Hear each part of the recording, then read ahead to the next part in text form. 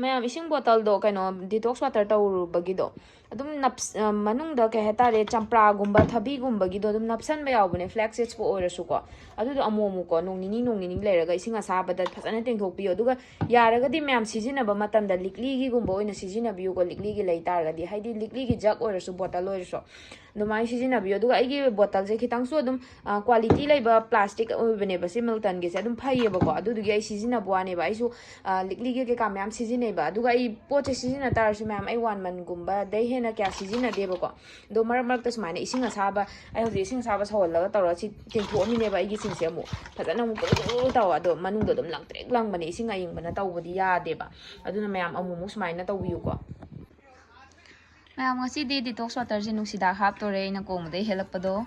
ado to sige hapani haikru ko smaina tawraga sing su hap kidoine smaina mache ma kai ma ko do makak aga hap toini ko singse mayam ai detox water semba loijare ngasi di likli da museme ai gi kaino do bottle do 1 man phazalak padagi ko ada mayam atei na teu chare se smaina thabi nuksida khapa detox water se khoina nongala kanda kaino se nuksida se patlamme adai manam do kitang pumnam namme ga haibado adubugi pochigi matang da haijarake mayam kaino tawbiyo khoina sigi flaxseeds oigera smaina adai di suigi detox water se oigera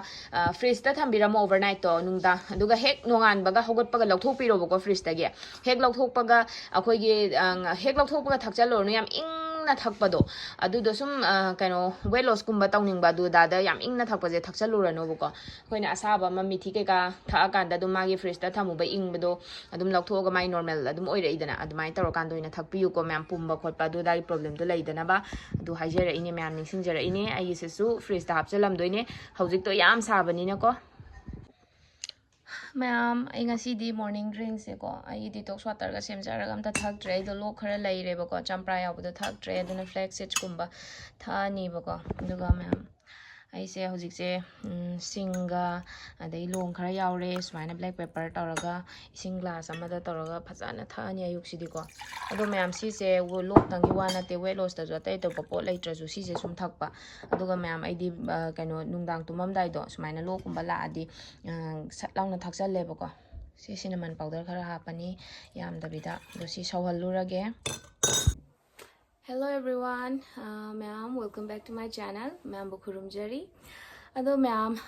loksu kitang lay ay do ngarang nahan smai sum thabay ngang chathokpada upul khara chabagi ko. Ado na ma'am ay hujik ay ginger tea lon bay su ledana. Ado ma'am si lay re. Ado ma'am ay nasum atay ginate da guli mathok chasala phabadu bo hekta hainai dana ko lokum bathong base. Ado akoy na kano se ay di ay yoy na di ay se ari gay guli gumba se ari gay charo gay habise dung khalle kay you know da ay ko ina chahi tarit guli se kan ma'am chara la bani na ko saru ge muk chani diabetes ge muk chani amagi chakhau ge muk chani do am cha ba ba chara bani na isa ja suki matik so bani na ma'am sumaina tawninge aduga sigi drink se lok khuba lok thungba se hek haura ba isa da kitang nungai tabo phawra de pak lang thakpa nungdang tumam dai se su thae si pot se ai di hekta isa da lok kumba lak taraga di ko aduna ma'am adum diabetes ki guli gumba chaba adum balai basing na so adum thakpiyo dai adum ai di akoina mo lok khuba gi thungba gi haina mo hidak thakpa khotpa do muk tongna dana ba hidak chaba do tongna dana ba ko aduna phat hek horokpa thakchaloba adum mangi hai tar nongalaga adumai tawbiyu guli kuina chara bani na ma'am chara bani na yari guli se thadok na hona se ba ko aduduga si se sigi mai se adum ai shwa yuk ji da tha doini ai ju detox water champra hapa ga do ngarang thakchal hapchaluraga ai thaktre ado ka shukai de ma'am lok thunga di detox water do thaktra su ko aduga dum thakyar su dum flax seeds chia seeds do dum thakpi ba keno yaudabida champra yaudabida gumba admaina sum thae hai tare do ma'am si ni ai gise ado sa su khar sari ado sum ma'am da hai ge nani ngarang de ai video su muk thagatre ke no da sum laiwa ki rang sida muk tan dana amuk kai ai sum talida sa bai thakpai ga tawbodo kaina muk khala ga su blog to ta hodre nam hodre ma'am ado ai dum thoiba thodok sin su nungai te natra ado dum khar sum thaga charake ai gi sidi atai to pagi su natte dana ko hakchang gi ni na ado ma'am na su so dana dum yeng biramo adum anauba yeng boy ga su dum subscribe to biramo like comment ꯁꯤꯌꯔꯒꯨꯝꯕꯁꯨ ꯇꯧꯕꯤꯔꯝꯃꯣ ꯑꯗꯨꯝ ꯃꯌꯥꯝꯗ ꯑꯗꯨꯝ ꯀꯥꯟꯅꯒꯗꯕ ꯍꯛꯆꯥꯡꯗ ꯐꯕ ꯑꯗꯨꯝ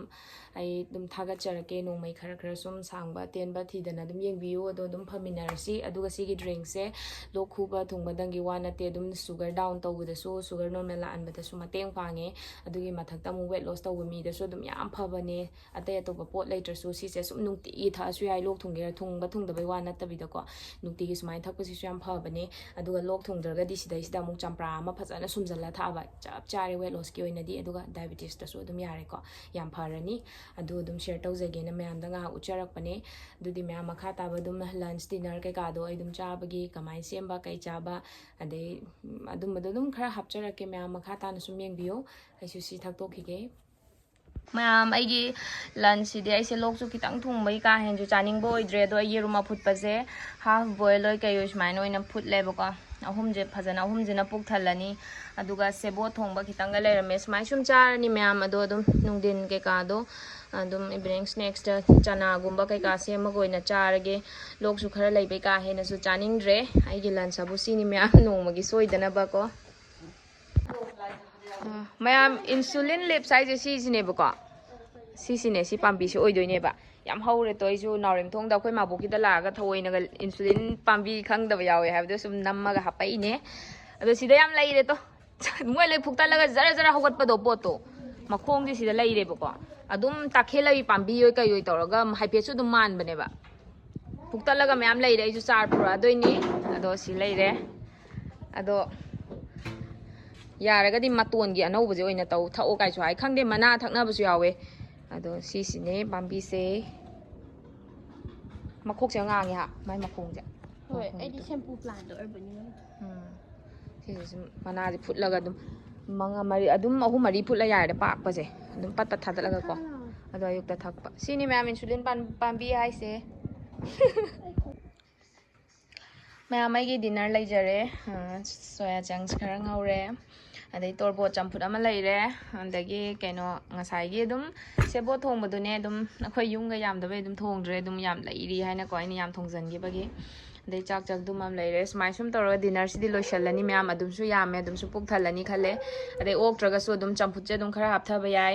ꯑꯗꯩ ꯁꯤ ꯀꯩꯅꯣ ꯁꯣꯌꯥ ꯉꯧꯕꯒꯁꯦ ꯑꯗꯨꯝ ꯍꯥꯞꯊꯕ ꯌꯥꯔꯦꯀꯣ ꯁꯥ ꯕꯣꯔꯤ ꯁꯣꯏꯅꯕꯗꯣ ꯑꯗꯣ ꯁꯨꯃꯥꯏꯅ ꯁꯨꯝ ꯆꯥꯔꯒꯦ ꯉꯁꯤꯒꯤꯗꯤ ꯑꯗꯨꯒ ꯇꯨꯝꯃꯝꯗꯥꯏꯗ ꯗ꯭ꯔꯤꯡꯁ ꯑꯃ ꯊꯛꯑꯒꯦ ꯑꯗꯨꯅꯤ ꯃꯌꯥꯝ ꯑꯗꯨꯝ ꯑꯇꯩ ꯑꯇꯣꯞꯄ ꯑꯗꯨꯝ ꯍꯌꯦꯡ ꯑꯗꯨꯝ ꯑꯅꯧꯕ ꯑꯐꯕ ꯃꯌꯥꯝ ꯑꯗꯨم ꯍꯥꯞꯆꯔꯛꯀꯦ ꯀꯩ ꯆꯥꯕ ꯀꯩꯗꯧꯕ ꯀꯩ ꯆꯥꯔ ꯀꯩ ꯀꯥꯟꯅꯕ ꯍꯥꯏꯕꯗꯨ ꯑꯗꯨꯝ ꯃꯌꯥꯝꯗ ꯁꯦꯌꯔ ꯇꯧꯖꯔꯛꯀꯦ ꯃꯌꯥꯝ ꯕꯦꯠ ꯇꯥꯏꯝ ꯗ꯭ꯔꯤꯡꯁ ꯑꯃ ꯊꯛꯄ ꯀꯥꯎꯕꯤꯒꯅꯣ ꯑꯩꯒꯤ ꯑꯣꯏꯅꯗꯤ ꯂꯣꯛꯁꯨ ꯈꯤꯇꯪ ꯂꯩꯕꯒꯤ ꯑꯩꯗꯣ ꯖꯤꯟꯖꯔ ꯋꯥꯇꯔ ꯑꯣꯏꯅ ꯊꯛꯑꯅꯤ ꯉꯁꯤꯗꯣ ꯑꯗꯨꯅꯤ ꯃꯌꯥꯝ ꯉꯁꯤꯒꯤ ꯑꯣꯏꯅꯗꯤ ꯑꯩꯒꯤꯁꯦ ꯁ꯭ꯋꯥꯏꯗ ꯂꯣꯏꯁꯜꯂꯒꯦ ꯒꯨꯗ ꯅꯥꯏꯠ ꯃꯌꯥꯝ